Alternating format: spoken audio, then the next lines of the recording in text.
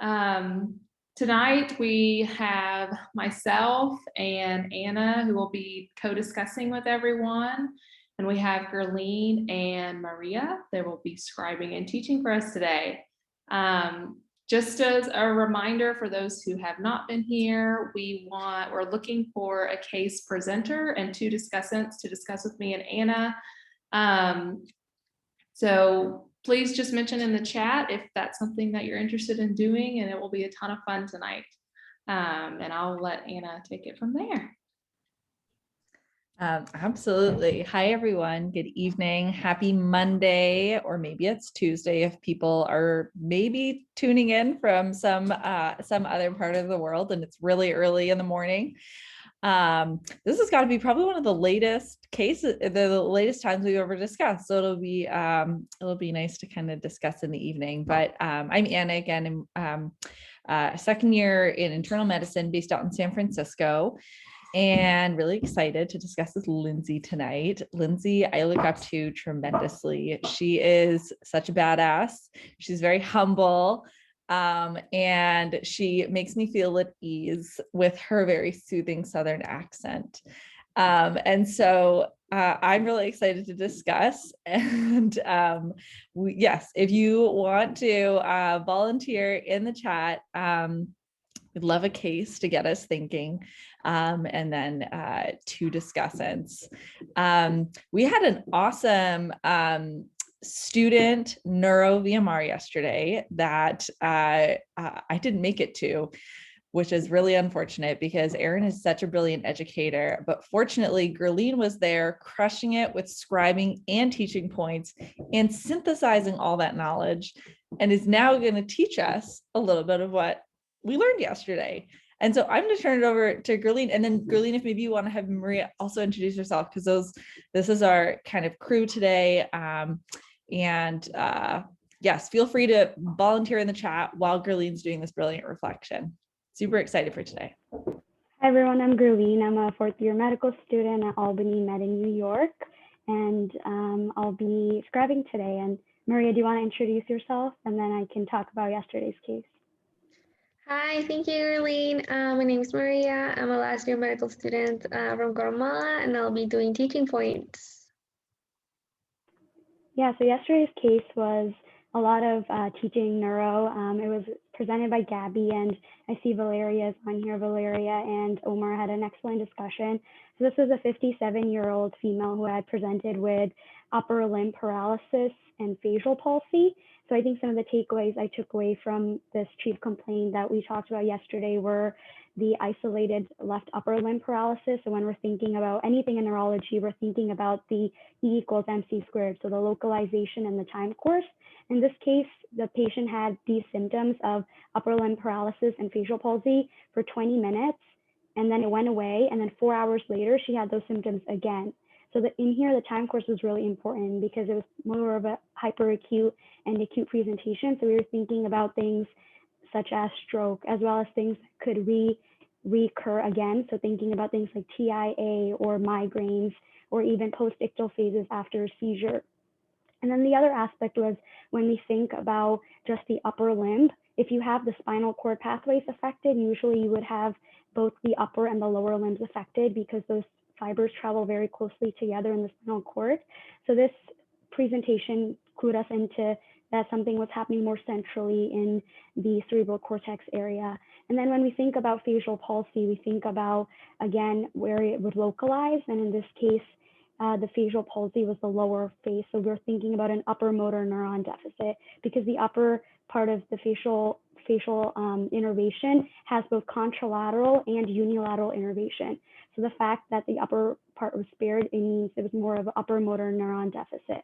And then the other aspect that we talked a lot about was the differential of a stroke. When we think about stroke, and Gabriel made a great schema about this on Twitter, so I highly recommend everyone to check that out. But Erin was talking about when you have ischemic stroke, so the things could be either due to something in the heart, something in the vessels, or something in the blood. So when we think about things in the heart, we think about arrhythmias or valvular issues. things such as atrial fibrillation or other aspects like heart failure or embolism or endocarditis that could be causing stroke. And then when we think about the blood vessels, we think about things such as stenosis, as well as vasculitis or dissection. And then an interesting thing that I learned yesterday was that even if you have if you have a fixed stenotic lesion, and if you have hypoperfusion with like low blood pressure going down, that could also lead to symptoms that can mimic like a TIA or episodic symptoms like a stroke. And then the third bucket of ischemic stroke is related to the blood vessels. Sorry, the blood itself. So the second category was blood vessels, and then the third category is blood itself. So those could be hypercoagulable disorders, things such as sickle cell disease, other things like HIT, like heparin-induced thrombocytopenia. So those were three different buckets that you can think about for stroke. And in the end of this case, the other things that were important were obviously the other clues. So this patient had the upper limb paralysis, the facial palsy, but the imaging showed hypodensities that were multifocal. So we're thinking about a more multifocal process. And in the end, this case led to the resolution through the echocardiogram, which showed a atrial myxoma. So I thought it was really interesting how it kind of pieced together based on the time course as well as the localization of the different symptoms. And yeah, I haven't been checking the chat, but hopefully someone has volunteered to discuss today with Anna and Lindsay. That was incredible, Gurleen. Thank you so much for that reflection. I wasn't there yesterday, but I felt like I learned a lot just from your description of kind of what happened and what was going on. That was awesome. We do have one discussant who is a regular with us, Drew. If you'll just come on and introduce yourself to those that may not know you, if there's anybody here that hasn't had an opportunity to meet you yet. And then we are still looking for one more discussant and a case. So please, please, please volunteer. If not, we may need to do a human diagnosis case and then just beg somebody to discuss with me and Anna. I promise it'll be so much fun. All right, so I guess I can introduce myself. And I guess most of my appearances as of late have been presenting cases rather than discussing. So it'll be good to be on the other side. So hi everyone, I'm Drew. I'm a pretty much done fourth year med student, now going to be PGY0 med peds resident at Western Michigan University and graduating from MCV, because as I see, the great Dr. Centaur is on. So currently taking a nice long week-long break from being done with clinical rotations in Florida with family, and looking forward to keeping up my clinical chops and discussing a case. And yeah, as Maria said, anyone, I don't bite. And if there's anyone who is, ooh, Fairnot has a case, fun. And if anyone, if any of you on the call are first timers, I would love to have you. Being a veteran discussant, I would love to be able to sort of guide a first timer through. Amazing. Thank you, Drew, for your encouragement. I echo your sentiments. And when Fernand volunteered, I get really excited because he's got great cases. And then I'm also like, because they're always like hematology cases, but it is an opportunity to get better at hematology every time we discuss one of Fernand's cases. So it'll be great learning, and we would love, yes, you're right, Drew, it's not always hematology, very often. But we would love to have someone else join Drew, or maybe Drew will get the ultimate experience of being the student discussant for both Lindsay and I. And maybe Kara is volunteering, which would be so awesome. I heard she's crushing her sub-I right now. Kara, is that emoji meaning yes?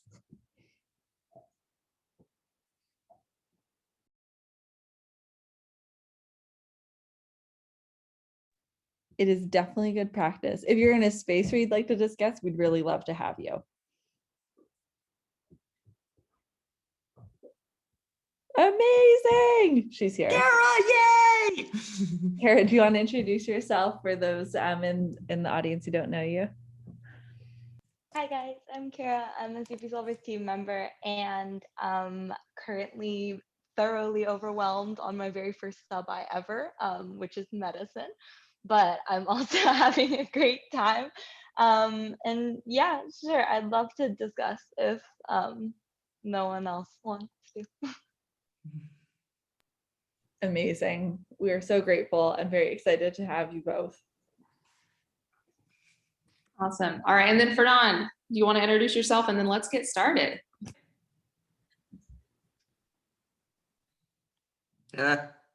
Fernand, you're muted.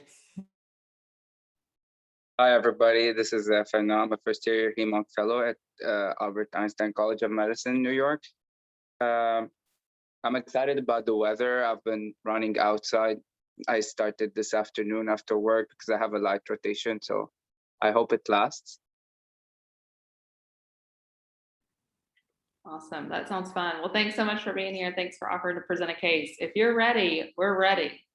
And I think me and Drew, we can work together if that's okay. And then Kara and Anna can work together. Do y'all have a preference? Who wants to take first aliquot? I'll let y'all decide. Kara gets to go first. Okay. Drew has spoken. Is that okay with you, Kara, to go first? You got this. Pumped. Okay, it's multiple complaints, and it's up to you to filter what's relevant and what's irrelevant. It's chronic cough, urine discoloration, weight loss, and poor appetite. It's a middle-aged female who presented with this mixture of complaints, and they have a different tempo of presentation.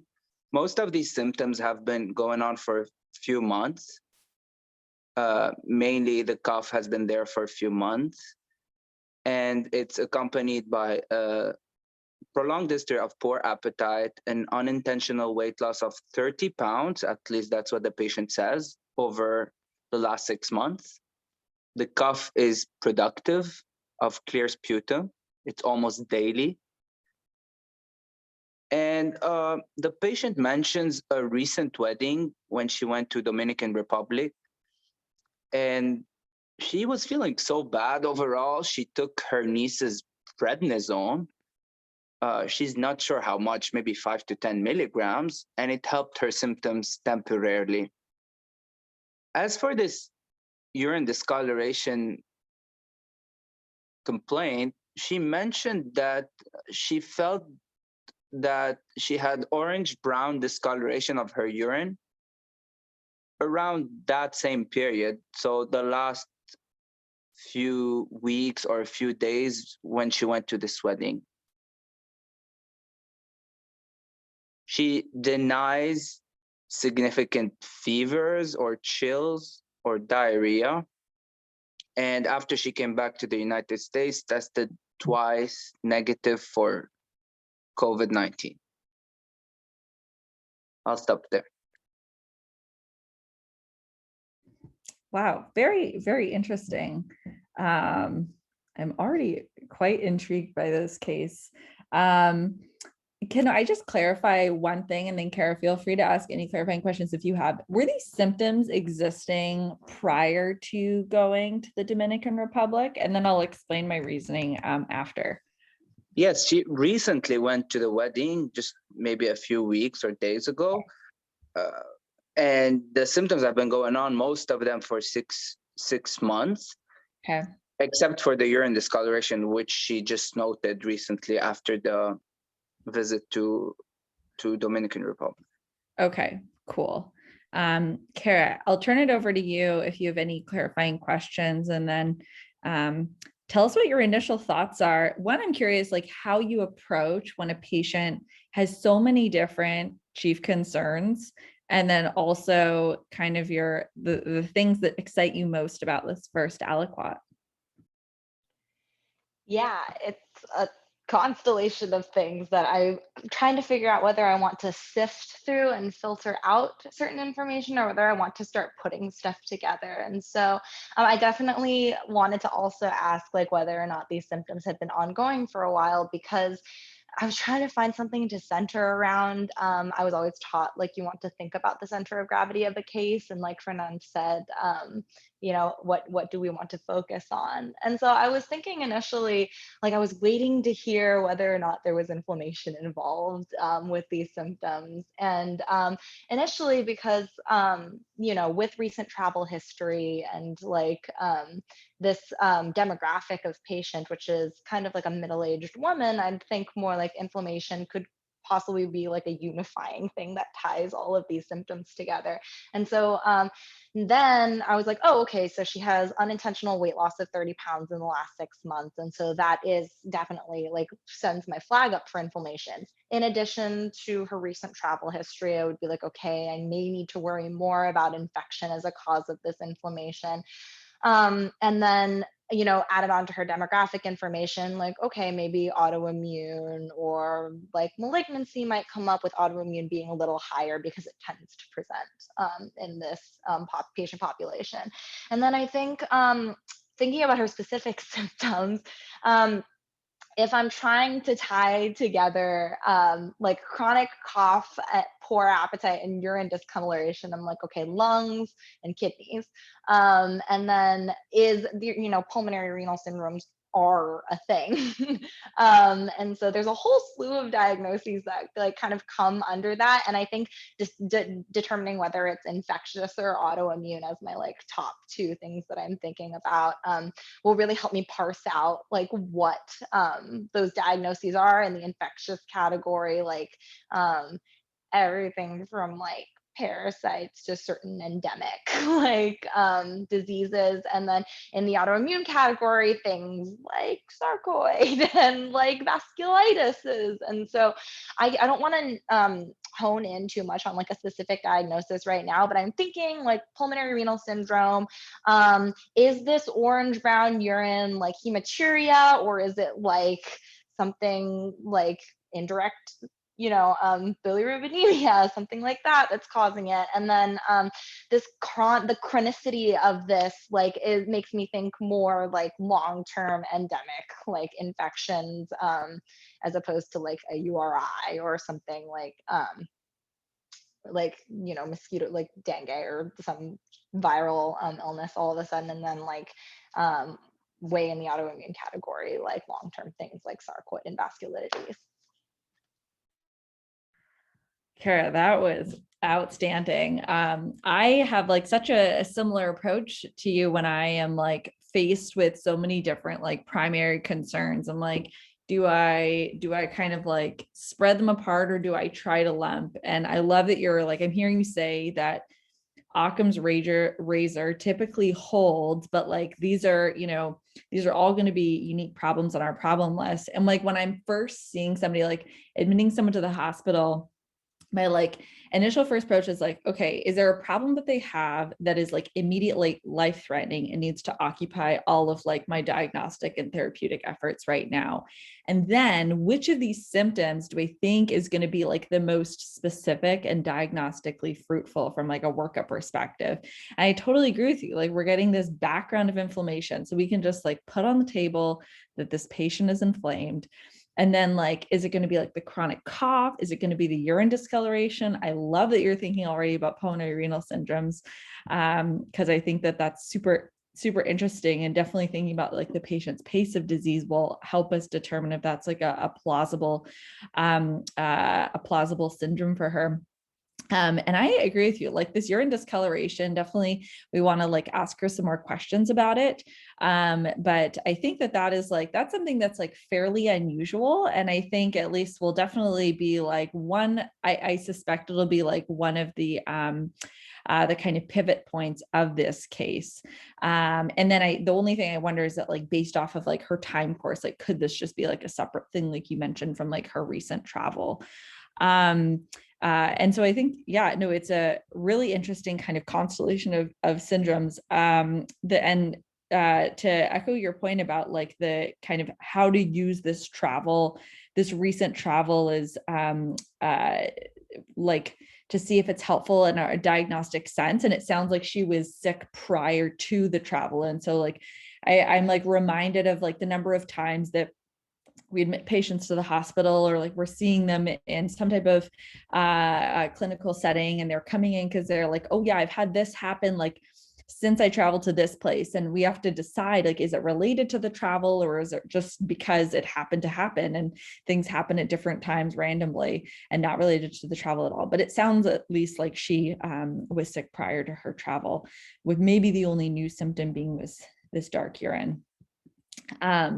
I am interested to learn based off of her two things about like the prednisone. Like one about like, did this help her symptoms in any way? Like did anything improve or did things get worse? Because like you beautifully laid out in thinking about inflammation in this middle-aged woman, definitely infection and autoimmune are going to be my top two. And then like malignancy would probably be my third.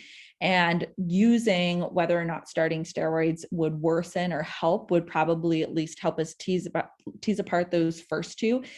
The one question I had is like, why does she have a niece who's on prednisone? And like, is there some type of like autoimmune disease that runs in her family for which like maybe she has like an increased risk for that? So maybe getting a little bit more family history for her would be helpful. And then the last thing that I'll say is similar to you, and I'm thinking about dark urine, kind of the three common things that I think are pretty, or maybe like the four common things, and I'm only mentioning the fourth because I love beets, and I literally ate beets today for lunch. So I will probably have beeturia for the next 24 hours. And then I think about red blood cell pigments. So if the patient is having some type of hemolytic issue, you definitely brought up some of the common causes of like infectious hemolysis, for which she might be at increased risk for based off of her recent travels to the DR. I also think about rhabdomyolysis. Also could be associated with certain infections. And then lastly, thinking about like a glomerulonephritis, which I'm definitely worried about based off of this background of inflammation and with a lot of autoimmune diseases having some type of nephritic component to them. So taking a look at her urine, getting a UA, and then also spinning her urine, I think will be a very diagnostically helpful thing.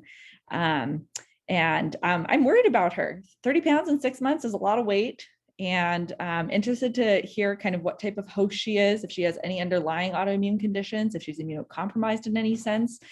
And then very curious about her response to the prednisone. Yeah, and then your infectious differential for the Dominican Republic is far better than mine. So I'm not going to get into that any further. Any final thoughts before we turn it back over to Fernand? No, that's really helpful. I always forget family history when I'm taking histories. And so it's like, this is especially pertinent because it could possibly be autoimmune. So I often forget family history as well. But it's, yeah, weird. Young people typically don't take prednisone, so we'll see. Okay, good discussion so far. I'll give you more about her prior history. She has rheumatoid arthritis, and her rheumatoid arthritis was diagnosed, I believe, around 2008, and it was rheumatoid factor and CCP positive back then, but she hasn't been on therapy for years. She was on azathioprine and leflunomide in the past. Patient also has interstitial lung disease attributed to rheumatoid arthritis, and the PFTs in the past showed restrictive pattern. Patient has a sickle cell trait and reflux. The medications taken at home are albuterol inhaler, taking benzonatate, which is Desalon pearls for cough, calcium vitamin D, diclofenac gel for arthritis, famotidine for GERD, some iron and vitamin supplements.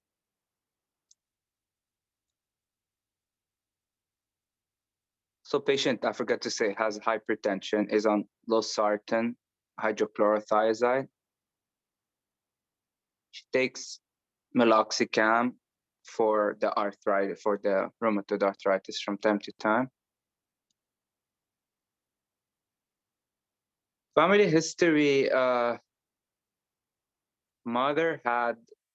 sister actually had breast cancer. She has another sister who had colon cancer at the age of 50. No known history of autoimmunity in the family. Does not drink, does not smoke, drinks occasionally, does not use any drugs. I do not know if she works and has no known allergies.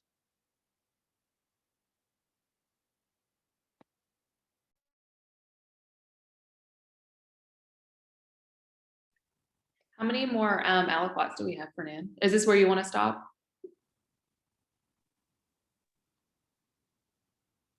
I'm trying to think how I'm gonna fragment this. I can do maybe 2 or 2 plus 1 small one. Okay. I think I'll stop here for now.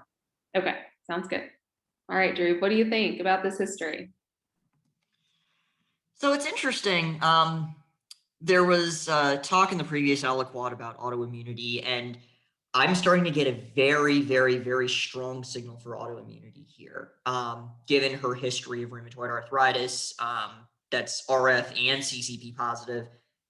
It's interesting that she's not on any therapy. I think we could probably take the chronic cough as something that is not terribly new. Although that chronic cough may be something that's acute on chronic. I'd say now we'd prioritize the urine discoloration, the weight loss, and the poor appetite as her main symptoms, given the fact that we know that she has restrictive lung disease and that she is on medications for it. Not sure what to do with the sickle cell trait. The family history, I think maybe would give a little bit of signal for like an increased risk for malignancy. And I guess given the fact that she was on immunosuppressants in the past, maybe, but I'd be strongly thinking that something more autoimmune is happening. Uncle Bob and I were discussing a little bit about some of the possible diseases that we could be thinking of, things like GPA, EGPA, MPA, anti-GBM disease, lupus. Those are the things right now that I'm thinking of, but I'm interested to see on the physical exam, well, maybe not necessarily the physical exam, but labs certainly. I'd want to get a UA and I'd want to get a chest x-ray / CT chest to see if there are any changes from the last time that she, from basically what her previous quote unquote normal or baseline was, because doesn't really have a normal baseline. Let's just say that much.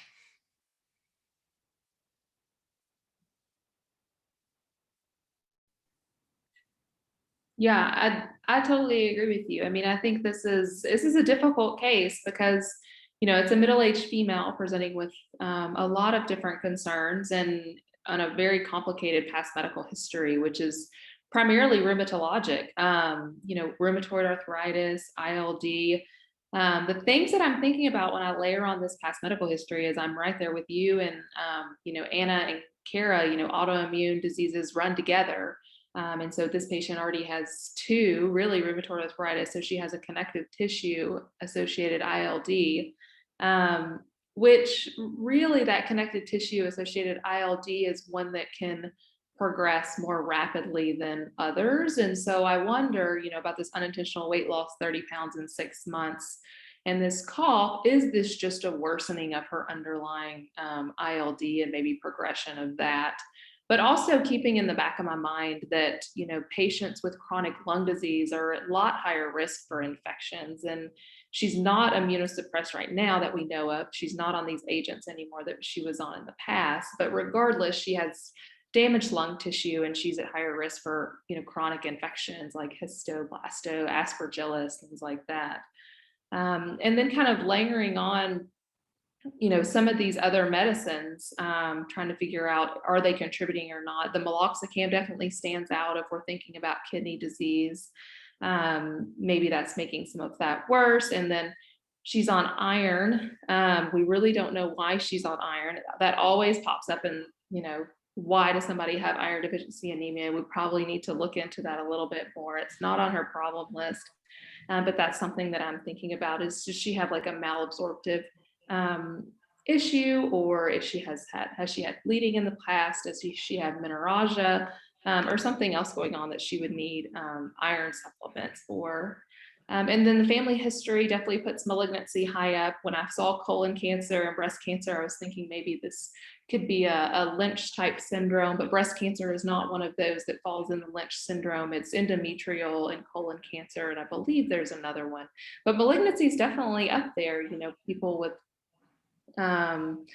this much unintentional weight loss can definitely present with some kind of malignancy, especially with her family history. And that's pretty young for a female, for anybody to have colon cancer at age 50. And I can't really associate anything in the health related behaviors. So I think, overall we have a middle-aged female with a chronic lung inflammation syndrome that's now has a new urine pigment and pretty significant weight loss. I think the differential is still very broad, exactly like you and Kara and Anna were saying. Autoimmune is definitely high given her history. I wouldn't cross out malignancy quite yet, given also her family history, and then infections. And then kind of layering on this prednisone helped does push me more into the autoimmune type category as opposed to the infectious. I would think that if she got a larger dose of prednisone, it could make things worse, or the infection, if it's a chronic infection, worse, but we'll just have to see. So I think definitely want to take a look at this patient. I want to get a good listen to her lungs, and if she's, has a Foley in, if she's sick enough, or if she can give us a urine sample there at bedside, you can just take a look at it. Does this look like it's blood? Does it look like it's some kind of bilirubin pigment, or does it just look like it's really concentrated urine? Because then if it's just concentrated urine, we can just throw that out and say this patient's probably really sick, and we can kind of put that on the back burner and focus our efforts otherwise. And Drew, you mentioned early on you would like a CT chest. I totally agree. I think this patient, especially with her ILD history and unintentional weight loss, and there's signal in the lungs, definitely warrants a CT chest. But. Yeah, and I think there's a specific cut that you do for exactly. I'm trying to remember the exact name for it. Yeah, it's high resolution CT scan. So a high res CT scan. A high res cut. Okay. Yeah. And then the other thing that was mentioned in the chat. Sorry, Lindsay, go ahead. No, I was just saying you're exactly right. High res CT. Yeah. You go ahead. Yeah. No, there was another thing that was mentioned in the chat, and I had my hematology brain completely forgot about this. But that sickle cell trait can cause renal papillary necrosis. Although I would tend to err away from that because of the fact that usually when you see renal papillary necrosis, you would see hyposphenuria, and this discoloration of the urine does not sound like that. I mean, it could still be there, and you still need a UA to see if that's the case, but I'm not thinking that that's there.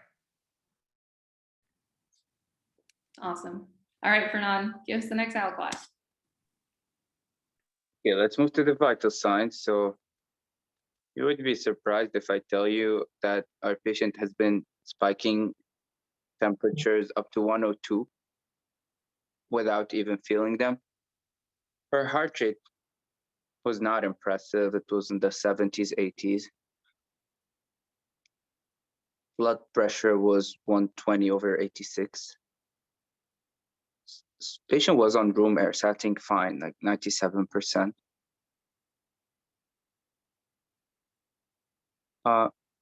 General exam, patient was alert,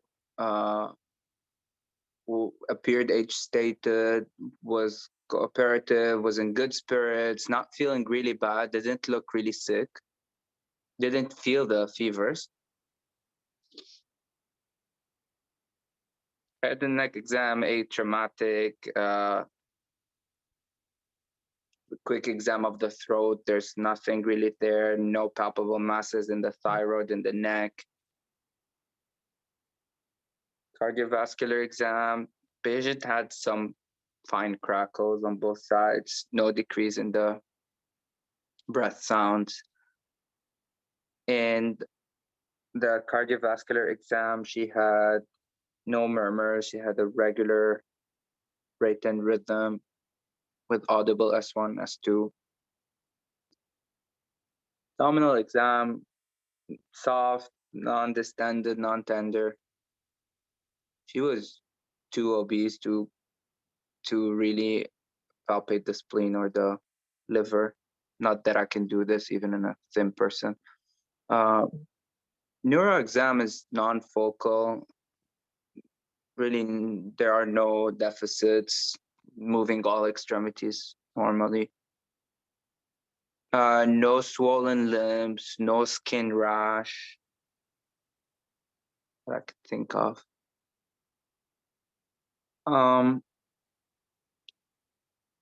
Labs. So the white blood cell count was 2.1. The absolute neutrophil count was 600. There was nothing too crazy on the differential. Hemoglobin was 7.7.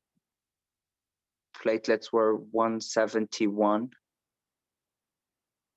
Reticulocytes were 90. Sodium was 142. Potassium was 3.8.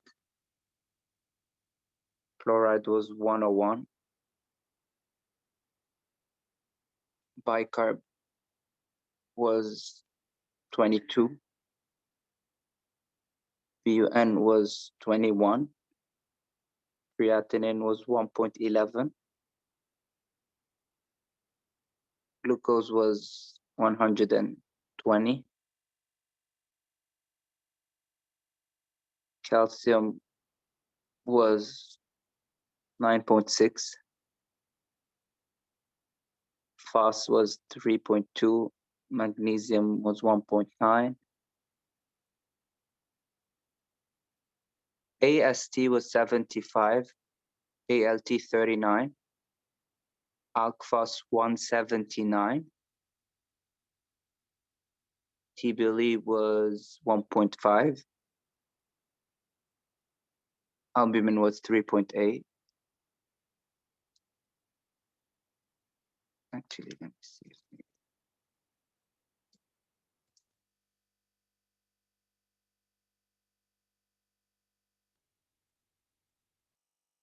Actually, the albumin was 2.8, I would say, 2.8.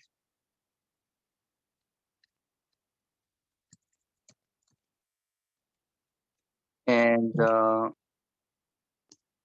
the MCV, which could be helpful in the anemia, was on the lower side. It was in the mid 60s.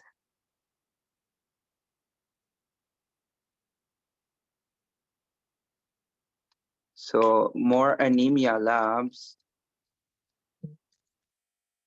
have a ferritin of 2034, vitamin B12 of 1200, folate of 8.9, And as you guys requested, patient had a CT of the chest, abdomen, pelvis, which showed in findings of interstitial lung disease similar to the prior exam, most prominent in the right upper lobe. There's what looks like a stable hemangioma within the segment 4A of the liver. And they say that the spleen and the liver are slightly enlarged. And there are some ill-defined splenic hypodensities. So I'll stop there. Whew, it's a lot of information. Really very interesting. And also I feel there's so much cool information. Drew and Lindsay, you all can feel free to comment on it as well. All right, Kara, lots of labs. What has you worried? What has you intrigued? And also, how are you, sorry, I totally glossed over. I was like so interested in the labs that when you're looking at like the patients, their vitals, their exam, how worried are you about her? Yeah, so I mean, starting with her exam, like her vitals, I mean, she's febrile to 102, but like not noticing it, which like begs the question, does this happen to her a lot? It's something that, because if she's febrile to 102, like things that go up on my like concern end up being like infection mostly, like that's what I tend to want to work up first. And then like, I guess like, Fernand, did you say that she's like episodically febrile or she's been febrile? I mean, she didn't notice that at home. So when she came here, we started like measuring temperatures that are high, and she was febrile for a good amount of days, like for a good amount of the day, sometimes a few hours, then it goes away, then it comes back. Okay. And then otherwise, like, and it's interesting because I'd assume that she'd get like reflexively tachycardic if she's that warm. So I'm also like kind of curious as to why her heart rate's not up. But otherwise her vitals don't concern me. Like I don't think, oh my gosh, she's like very sick and decapitating. We need to worry about her right this second. So I wonder if she really actually has an acute process going on, or if this is like really a manifestation of like a more long-term situation, especially because her exam is just generally so benign. Besides like the fine crackles, which I guess we would expect given she has interstitial lung disease. And then I I'm going forgot to to need, mention something important. I'm sorry. So because she has rheumatoid arthritis, also looked at her joints, no swelling, no pain. When you squeeze them, they're not tender. It feels like normal joints. There are some old deformities from the past, but nothing active. okay, so with that information, then I would think, okay, well, maybe her rheumatoid arthritis is well controlled and she's not having a flare. And so I'm gonna need so much help on the lab data, but she's pancytopenic, which so far my structure for thinking about that has been like it's a production issue, it's a destruction issue, or it's like something or it's like a substrate, like there's not enough substrate to make the cells. And she's like,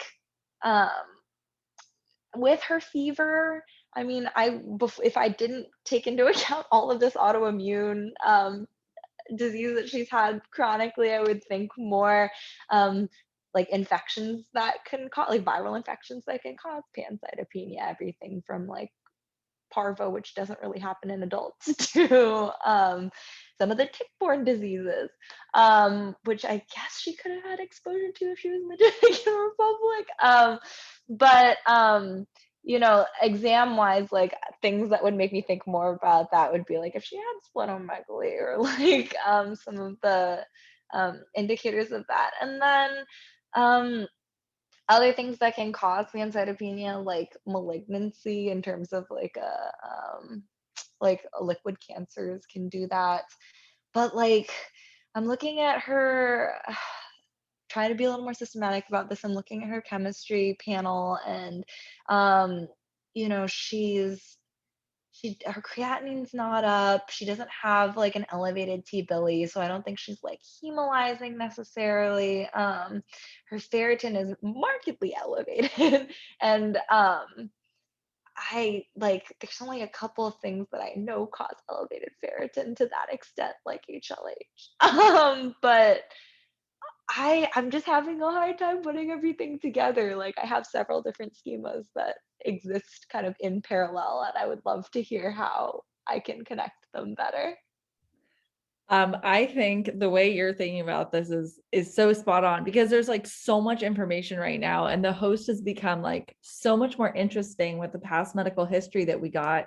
And then there's so many things that are like grabbing our attention. You're right. She's got like pulse temperature dissociation. She's got hepatosplenomegaly. She's got pancytopenia.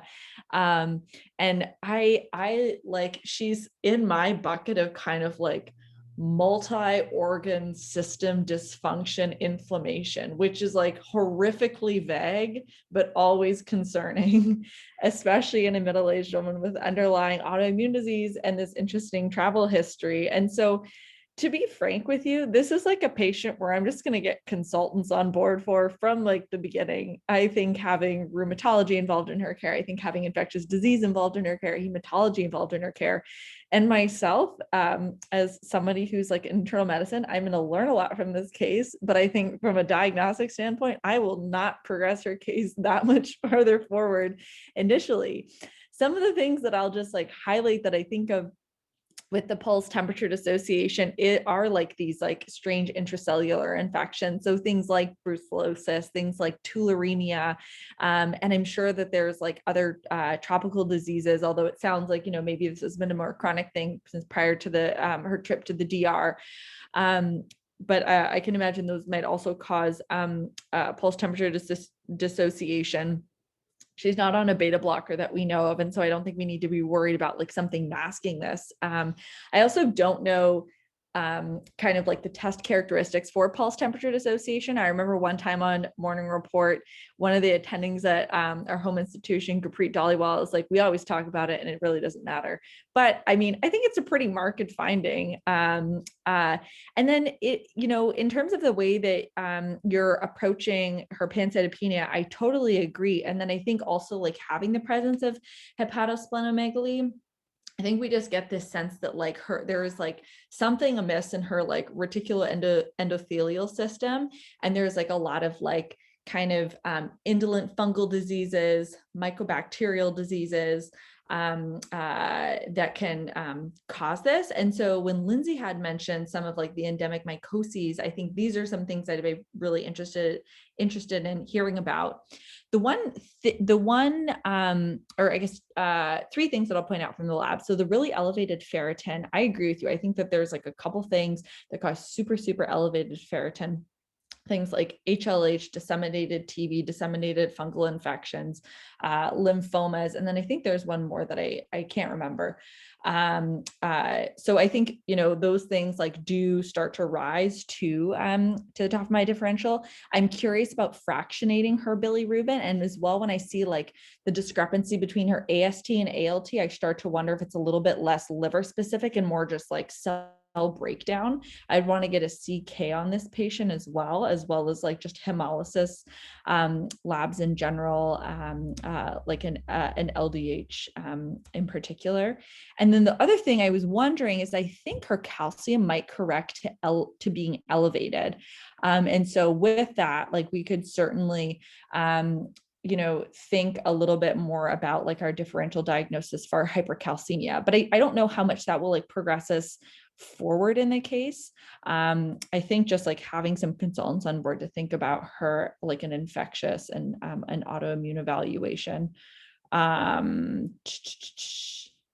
think, the only thing I was going to ask about were these splenic hypodensities. Were those calcifications or were those, I guess that would be hyperdensity? Were they, I mean, I start to wonder about like embolic phenomena, perhaps with this patient's history of They're sickle cell. ill-defined, they're not calcified.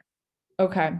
I wonder if her history of sickle cell trait, if perhaps she's at like increased risk of like having small area of infarct, similar to the way some people in the chat were talking about renal papillary necrosis for patients with sickle cell trait. Anyways, I'm very intrigued and would love to hear some expert discussion on her case. Okay, I'll give you a bunch of additional labs and kind of give you the initial train of thoughts. Maybe you can quickly comment on the initial stuff, then I'll reveal the diagnosis. The LDH was 676. The uric acid was 5.7. The fibrinogen was 527. The INR was 1.3. The PTT was 56. And a mixing study did not correct it corrected immediately. At 2 hours, it did not correct well. But the lupus anticoagulant was negative, and all the factors I tested were normal. There, we were going through the initial thoughts. Oh, there's rheumatoid arthritis, there are fevers, there's a neutropenia. Is this Felty syndrome? There's a small spleen that's increased? Like, is this Felty syndrome? Is this the more nebulous entity called pseudo-Felty syndrome, or LGL, which is a type of leukemia that's very treatable, that's associated with rheumatoid arthritis? But then all of this did not make a lot of sense because the rheumatoid arthritis looked clinically dormant, and that's what rheumatology confirmed. So we did a bone marrow biopsy to try and explore these cytopenias further. And the marrow was hypercellular at 60–70%. There was some infiltration beyond some increase in the hematopoiesis beyond what you see for the age. The tri-lineage hematopoiesis was present. There were no blasts. There was no invasion by anything. And there was nothing special in the marrow. It didn't give us an answer. But the patient was still spiking fevers. The ferritin was kind of slowly going up, 3,000, 4,000. But she was still not feeling ill. Nothing major was changing clinically. And we looked again at the CAT scan, and we mentioned that there was the hepatosplenomegaly, ill-defined splenic hypodensities. There were also there was a pelvic lymphadenopathy on the right side. There was one in the right retroperitoneum. And we still didn't have a diagnosis. So where would you go from here? Curiouser and curiouser indeed. I think I would just go back, and I just wanted to sort of re-mention the white count. It's interesting to see that she's got this low of a white count and an ANC of that low. And that she has bicytopenias here. Uncle Bob made mention of this in the chat, that if she does have splenic infarcts, and given that she is basically having like sort of these intermittent spiking fevers, maybe she has some sort of subacute endocarditis. The lesions did not look like peripheral wedge-shaped lesions in infarcts. Okay. So I would not call what I'm seeing as arterial infarcts. Like, we see a lot of non-specific signal in the spleen, but definitely did not look like anything like arterial infarct. Mm-hmm. And I think, and as you had so brilliantly done in this one tutorial that you had posted recently, Fernand, you talked a little bit about the HLH criteria and how just having a high ferritin, just having even the classic symptoms of HLH, you may not necessarily have a patient who has HLH. So yeah, at this point, honestly, I am at a loss. I am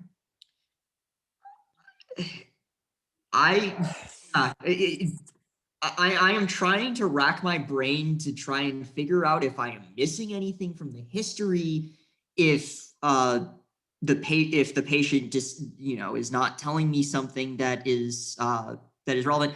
Oh, one other thing, Fernand, since we do have a pretty low white count and presumably a pretty low ALC and low CD4 count, was this patient tested for HIV?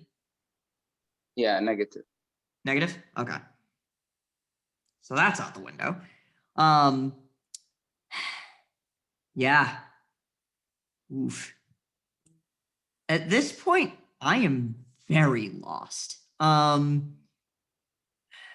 Yeah, PNH could be it, but again, I am not really. I don't necessarily see it, and even though it may present with like anemia and thrombocytopenia, I've never seen it really present with leukopenia and leukopenia and neutropenia. So, I'd say if I know this is probably going to be a really risky procedure to do, but I'd want to get a sample of that right retroperitoneal node and see if there's anything in there.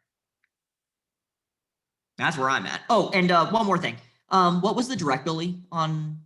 Because I know we got the T Billy. I don't know, 0.7. All right. So indirect. Yeah, I think at this point, a right retroperitoneal node biopsy is where I'd be going next.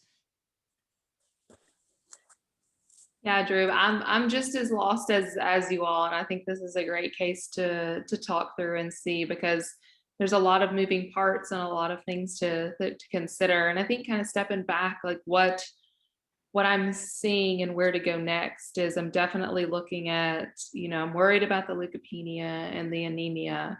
And then her liver labs, not super concerning, they're mildly elevated. And then these hypodensities. And anytime I see hypodensities and lymphadenopathy, I try to think, is this something that I could potentially diagnose without an invasive procedure, or is it going to need an invasive procedure such as a biopsy? And things that come to mind whenever I think of like splenic enlargement and lymphadenopathy are usually infections. Those being, you don't want to miss like a syphilis. Like I don't know if you guys were on Unremarkable Labs the other night. We diagnosed a syphilitic hepatitis in a patient that ended up needing to go for biopsy, but really we could have avoided it altogether. And so just kind of thinking outside of the box, EBV, CMV, don't know if that would be likely in this patient, syphilis, any kind of infiltrative disease that could involve the spleen. So whenever you think of hepatosplenomegaly, you can think of especially splenomegaly. Is it white cells, is some kind of infectious process? Is it red cells, is some kind of hemolytic process or some kind of splenic sequestration? Or other kind of just like infiltrative cells. And so I think I would probably run some of those just quick infectious tests first. And if those all came back negative, definitely going for a biopsy of something, because you don't want to miss like a lymphoma, which can definitely cause hepatosplenomegaly in these lymph nodes or any other kind of malignancy. But yes, run some tests for some different infections, those being syphilis, EBV, CMV, some of maybe even histoblasto, even though this would be very atypical, you would probably see more signal elsewhere. And just to make sure you're not missing any of those infections, and then probably go for a biopsy. Okay, viral respiratory panel was negative. The hepatitis, Hep A patient is immune. Hep B, everything is negative. Hep C negative, HIV negative, mycoplasma negative, CMV PCR in the blood negative, EBV PCR in the blood. Don't ask me why we threw this out there. Probably should not be done randomly. It was 319,000. And yeah, the EBNA, the antibody, the EBV nuclear antigen antibody was elevated at more than 600. So we said, okay, we have EBV in the blood. Where is it coming from? This patient's not actively immunosuppressed to reactivate EBV. EBNA is a latency antibody, and it suggests that the virus has been there for a while, and I do not expect a middle-aged woman to have a primary infection with EBV. So you keep digging to find the reason why we have EBV in the blood. And even if we didn't look for EBV, because I'm not sure if you should be sending EBV PCRs randomly in the blood, but it's fair if somebody has a febrile syndrome that doesn't look like bacterial sepsis and is not, you're not identifying the cause, and you have some background to believe that they might be infected, like reactivating EBV, it's fair to send. So we did what Drew asked for, which is biopsying the pelvic lymph node, but we were all very confused because the marrow didn't show anything, although there are some cytopenias. So we said we're not sure if we're gonna find anything. And we actually found CD30 positive neoplasm with Reed-Sternberg cells and an inflammatory background suggestive of classical Hodgkin's lymphoma. And this is where the EBV viremia is coming from. And it's everything is explained by this lymphoma. The elevation in the cholestasis enzyme is probably just due to fat in the liver, and I'm not sure if there's invasion by the lymphoma there, at least on imaging it's not visible, but there is fat in the liver on imaging. There were a lot of theories or philosophical ideas thrown out there about this being HLH or not being HLH. This is beyond the scope of this discussion here. But my main message, even if this is HLH or whatever you want to call it, keep looking for the underlying etiology, because this is how you're going to save the patient.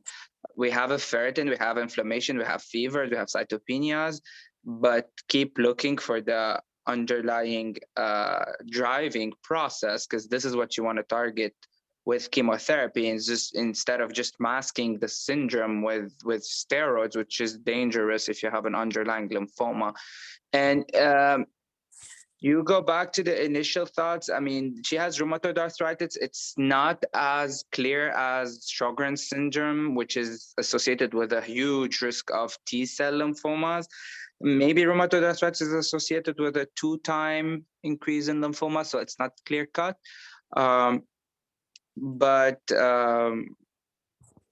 Yeah, she has lymphoma. We went from initial thoughts about having an active rheumatoid arthritis with potential Felty syndrome or a big flare of rheumatoid arthritis to finding that rheumatoid arthritis is not clinically active. Patient has been off therapy for a long period of time, and finding what looks like a sepsis, but no bacterial infection, no tachycardia, no patient looking ill. So this is when you start looking at unusual things: drug fever, lymphomas, DRESS syndrome, and kept chasing the rabbit hole, which is lymph nodes that look asymmetric, lymph nodes that look large and unusual, especially in the setting of an EBV viremia, and LDH that's elevated. Dang. Wow, what a final diagnosis. And I guess one more thing. What was the initial therapy that you started this patient on? Was she put on ABVD, or did you do another? So yeah, we did some steroids. I mean, there were different thoughts. Some people wanted to do like a full HLH treatment. Some people just wanted some temporizing measures with steroids. Again, I'm not going to go into this philosophical discussion. The treatment of the underlying etiology was this lymphoma. It was ABVD, but we didn't opt for bleomycin for the fact that the patient has interstitial lung disease and you don't want to injure her lungs further. So you replace the B with another B, which is brentuximab vedotin, which is a CD30 antibody. So you end up doing a BVD with another B, or what you can call BVAVD. And it's a regimen that spares the lung toxicity, but breaks the bank, basically. Right. But again, Fernand, you always have some of the most fascinating cases, whether it be here on Unremarkable Labs, as Uncle Bob plugged. Again, great case, really racked my brain, and a great way to sort of get my clinical chops back going in the week. So. Yeah, thank you so much, Fernand, Drew, Anna, Kara. You all did incredible tonight. In the interest of time, we may just go ahead and jump straight to Maria for some teaching points, and then wrap it up. Thank you guys so much for being here tonight. Oh my God, I agree with everybody. This case was amazing, especially because we got to learn a lot about clinical reasoning, like as a whole, not just particular to this case, because I always find it interesting.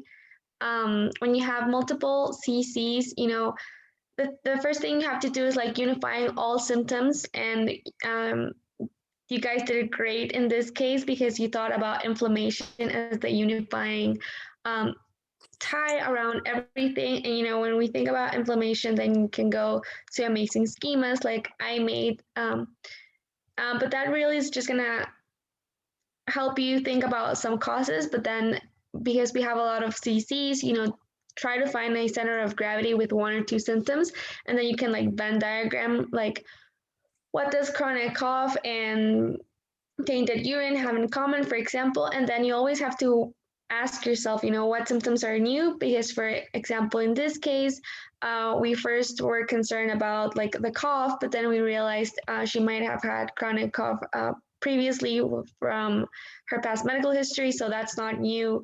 And then what's the most concerning? Definitely. And then there's always like some really interesting symptoms. So for example, discoloration of urine is not very common. So always think about endogenous versus exogenous pigments. So exogenous, you know, the most famous one, I think it's bacteria, and then endogenous, it can be myoglobin, hemoglobin, or even red blood cells. And then try to narrow that down. And then when thinking about the IMAID, we centered at first in the autoimmunity, which I think gave us great clinical pearls, because autoimmune diseases not only run together, but you know, they change the baseline of the patient because those are very chronic disorders. So patients will have long-standing symptoms which may or may not contribute at all to the present illness, or they may or may not contribute like risk factors for the present illness. So it's you know, you kind of have to think, you know, am I going to include this in my problem representation or not? You know, does it make sense to include it or not? And then we started Venn diagramming fever and pancytopenia.